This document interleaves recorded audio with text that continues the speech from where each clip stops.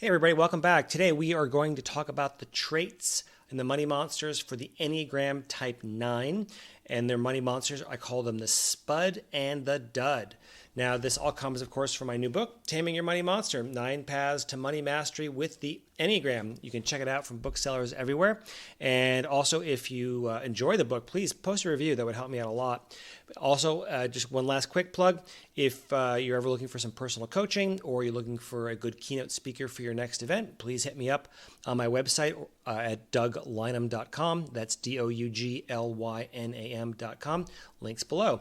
All right, so let's jump into it. So type 9s, again, to repeat a little bit from some of our previous videos, for those of you who are watching this for the first time, type 9s, the way you become a type 9 is you have, in childhood, you have a psychological umbilical cord that connects you to your caregivers at birth. It allows them to do most of the driving of your ego when you're young. It's just like you have a physical umbilical cord that got cut when you were born. You then develop this psychological umbilical cord, and then it basically makes you kind of codependent, essentially, on your caregivers and those around you to help you navigate reality. But that psychological umbilical cord has to get cut by one of the 3 sharpest negative emotions, and this is the sharpest emotions in all mammals. It's in the limbic system of the brain. The 3 negative emotions, we call them the big 3, are going to be anger, sadness, or fear. Now, if you're a type 9, you experience more anger in your childhood holding environment. That's what cut your psychological umbilical cord and then allowed you to individuate and differentiate from the people around you. But you have this anger that you've both internalized and externalized. So what does that mean? Well, basically, as a 9, you probably you internalize anger at yourself for not being able to meet your own needs, which, of course, how could you? You were a child, you were helpless. But you also got there were some basic things that were just sort of missing for you in that childhood environment. Some of your needs just weren't fundamentally met. And then you have an externalized anger at the world around you for not helping you meet those needs either. So it's like a volcano inside of you that you're trying never to tap into. And that creates what we call your worst vice, which would be a kind of sloth, meaning you're trying to repress all this anger because you're afraid if it ever goes off, it will make your greatest fear come to life. So your greatest unconscious fear for a type 9 is a loss of wholeness. This loss of wholeness that should your anger ever be tapped into or be touched, you like the Hulk will come roaring out and it will rip you and the people around you apart. So we call 9 the Peacemaker for that reason, or I call them the RV of egos, because they would like things to be as calm and peaceful and copacetic around them as possible. And they tend to, their survival strategy that they learn when they have this internalized and externalized anger was sort of a go along to get along strategy of just, well, if I don't invest myself in the outcome of any decision, then any outcome is okay. And since the world around you didn't seem to be doing a very good job of meeting some of your basic needs, you just sort of kind of gave up and decided, well, I'll just take whatever comes and not make any waves, because kind of sticking myself out there is both either unproductive or futile or even dangerous in many ways. So you learn to kind of be the peacemaker in what was perhaps somewhat chaotic. For example, I had a good friend who's a type 9, and he grew up in a home with very loving parents, but he had a special needs younger brother who was developmentally disabled, and just basically sucked kind of the oxygen out of the room. And a lot of his needs went unmet, and he felt like he had to defer some of the things he needed or wanted in order to give his parents, who were burnt out and running around all the time. He chose to be the not the problem child, essentially. And so that creates this kind of that what sort of was part of what forged him becoming a type 9. But then when it comes to money, when we have these money monsters, we can either be anxious. Again, we can either be anxiously attached to money, to maybe greedy or acquisitive or worried or obsessed about it. That's one possibility. Or we're avoidant and we tend to push money away. We hate dealing with our bills or our budgets or anything financial related. And that gives us the 2 money monsters for type 9, which are the dud, who's money avoidant, and the Spud is money avoidance, and the dud is sort of the money anxious. So let's go into those very quickly. And again, as a reminder, you can mix and match these traits in different circumstances. As always, we have what's called the 4 pillars of finance, and the 4 pillars of finance are going to be earning, saving, investing, and giving. So you might be, for example, an anxious earner but an avoidant saver. You might be an anxious saver but an avoidant giver. Those sorts of things can play themselves out. We can sort of utilize these different strategies at different times. But the Spud, I call the money avoidant type 9 the Spud, because they're kind of like the financial couch potato. They kind of treat their budget like that dusty treadmill in the corner that they know they should use, but they never get around to doing it. So the Spud has the means and the capacity to sort of get their financial house in order, but never wants to actually get around to doing it. So the Sloth of the 9 gets in the way, and they just kind of procrastinate on everything, in part because what the 9 doesn't want to do is create waves. They don't want to do anything that's going to cause conflict or disrupt the flow of their life, and they're afraid that if they sort of tackle these very difficult financial issues, it could create stress for them, stress for their loved ones, conflict at work, whatever it is. So they tend to avoid dealing with these things. Let me just go through a couple of the traits really quick of the Spud. I'm looking here, for example, in the chapter on Type 9 in my book, Taming Your Money Monster. So all of this is in there in much more detail and depth. I'm just going to give you a quick highlight here, overview. So again, the Spud, they're sort of, imagine them sort of sitting on the couch with one remote in the hand and a big pile of bills sitting in front of them on the other hand. And they just don't want to ever get around to it because of the challenges it might create. So the mindsets of a Spud, we have first, I call it the financial conflict allergy, right? So they have almost allergic reaction to financial conflict. They'll go at great lengths to avoid any money discussions. And when financial issues arise, they're more likely to change the subject than change their bank balance. And it can lead to a dangerous cycle of avoidance where small issues snowball into major problems. So for the Spud, probably what you would start to overcome that trait would be a little bit of exposure therapy. Start small. What's the simplest, easiest possible step you could do and can do and are willing to do, and start there, and then move your way up slowly to bigger and more meaningful tasks.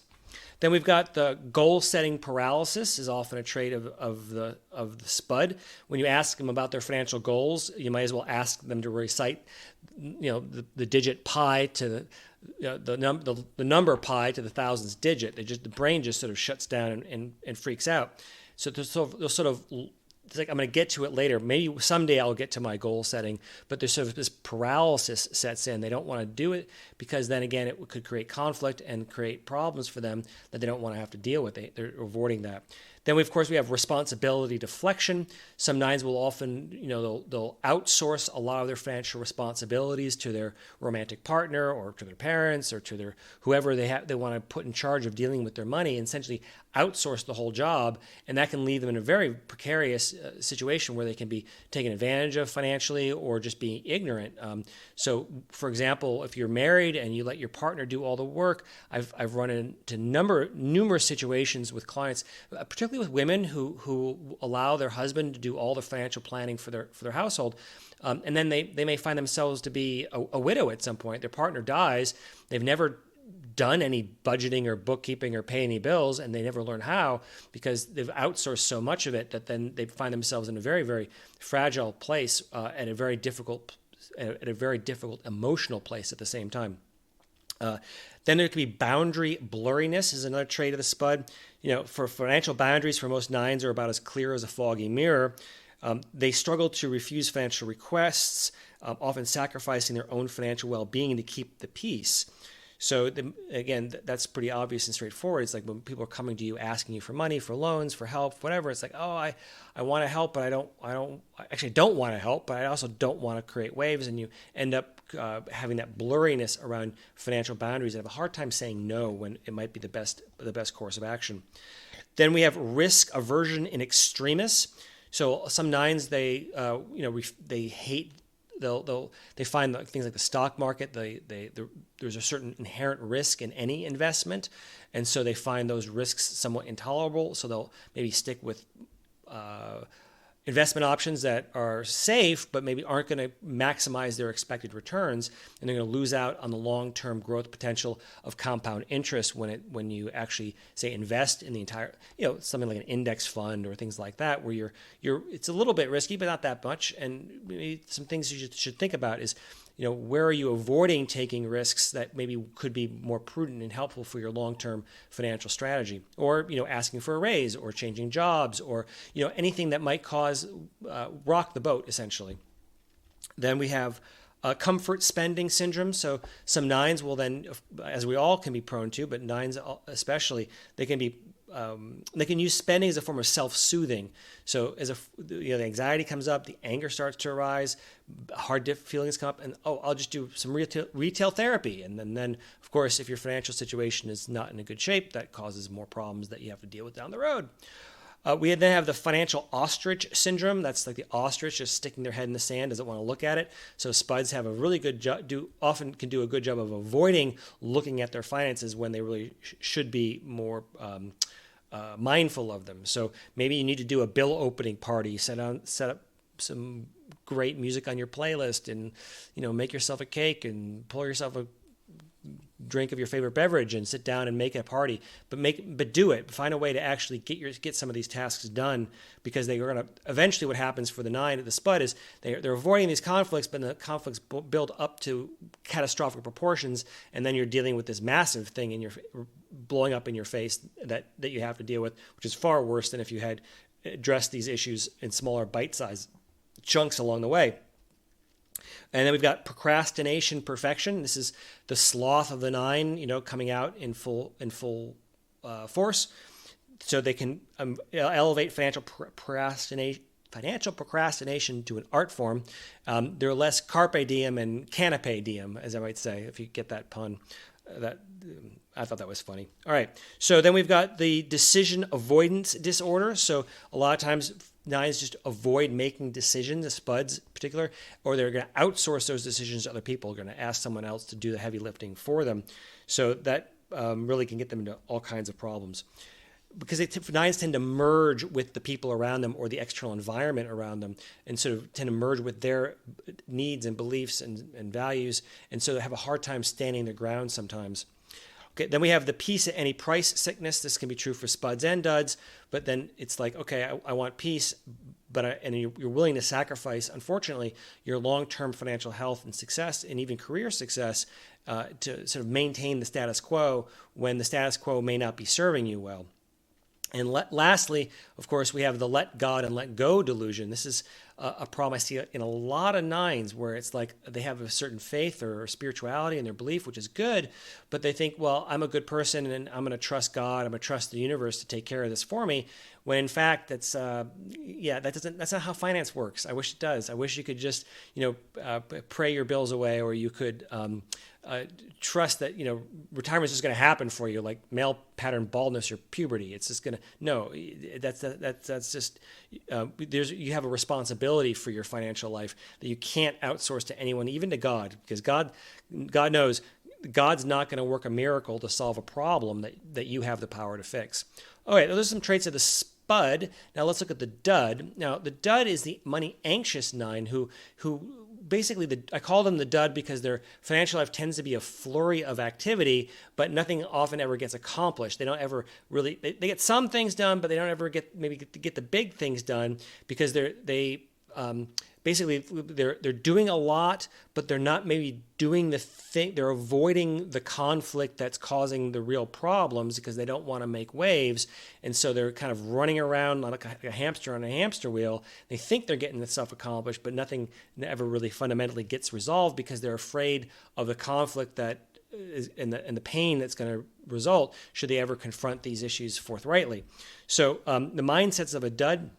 We've got the problem recognition disorder as one trait.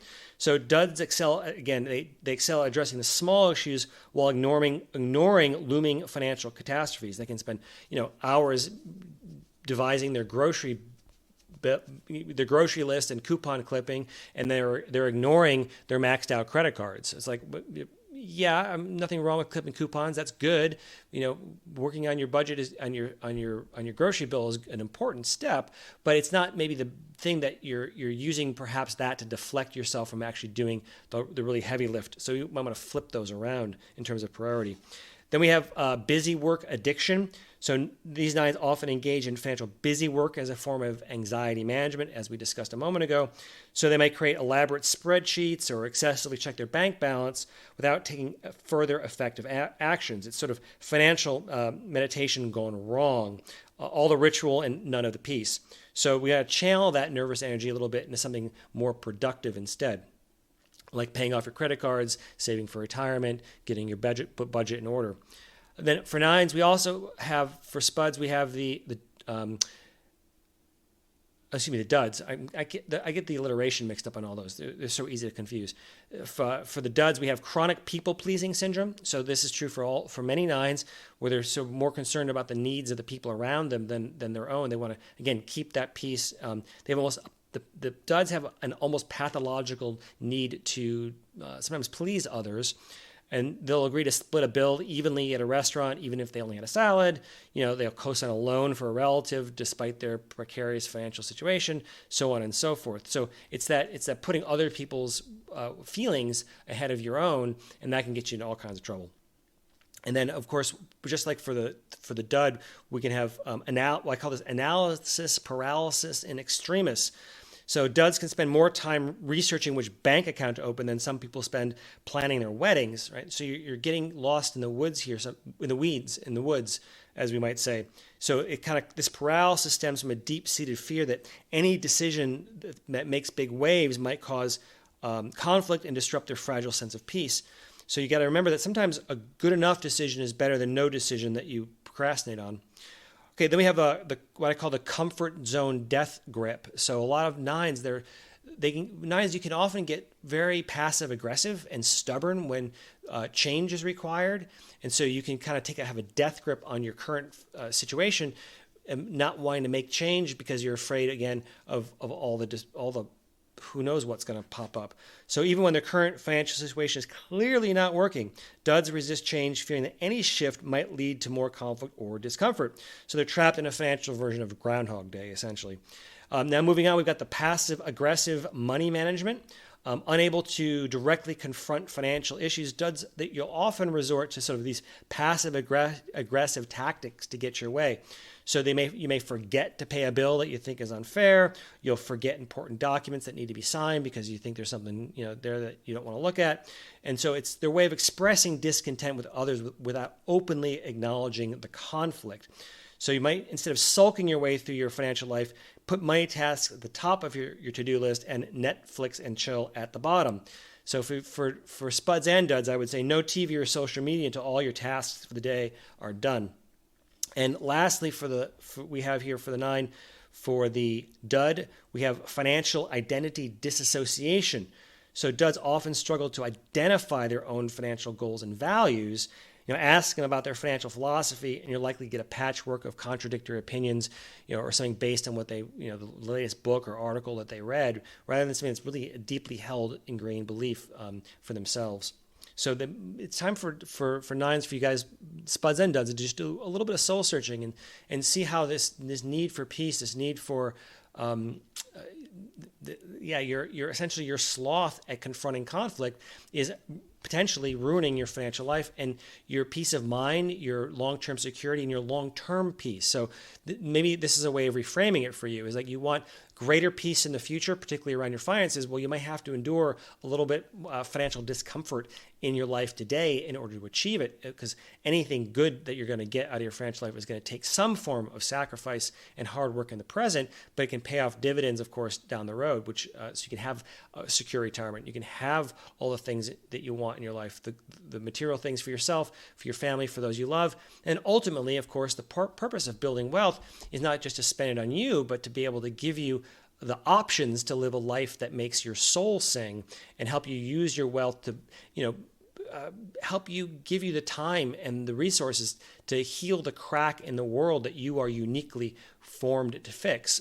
What are your God-given talents and gifts? And more wealth, if you allow it into your life through the discipline and effort required, can then unlock you in so many ways in your life and give you that freedom and give you that purpose that allows you to really feel like you've found your place in the world and are making a meaningful impact on those around you. Okay, so that's a quick summary of the Spud and the Dud, type 9. Again, if you want more tips and tricks, you want to figure out how to actually become a money master, there's a whole section on that for 9s here in Taming Your Money Monster, 9 Paths to Money Mastery with the Enneagram. And again, you can check out my website at douglam.com if you're looking for some coaching or you're looking for a keynote speaker for your next event. All right, gang, fun catching up. We'll talk to you soon. Take care.